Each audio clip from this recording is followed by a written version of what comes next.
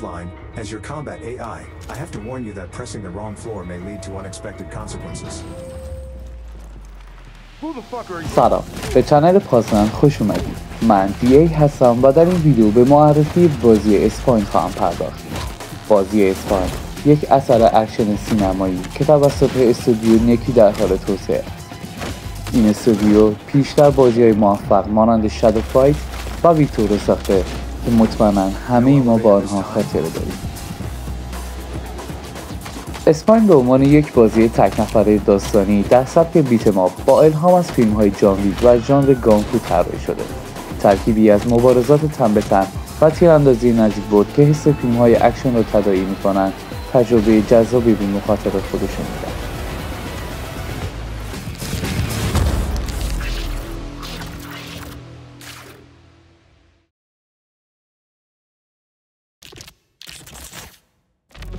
Tensor, an autocratic AI controlling our city. It took over the government and let the gangs tear the place apart. They've taken my brother. It's time to fight. Redline, I got your back. Always.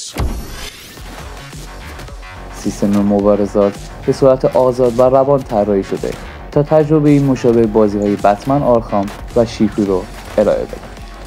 شما در این بازی در نقش ردلاین یک هنرمند خیابانی با نام واقعی اولین قرار می‌گیرید که پس از دریافت این پلنت جنگی هوشمند به نام اسپاین به مبارزه با رژیم خودکامه تنسور کورپوریشن می‌پردازد تا برادر خود را نجات دهد. I never asked for this.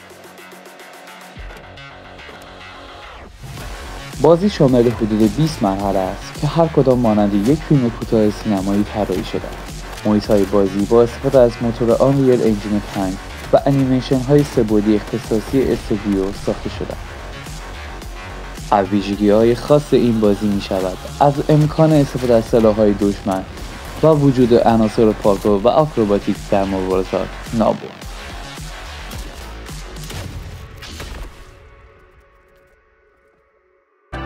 این بازی در سال 2026 برای پلتفرم‌های پلی‌استیشن 5، نینتندو سویچ 2، ایکس باکس سری ایکس و اس و همینطور پی سی منتشر خواهد شد.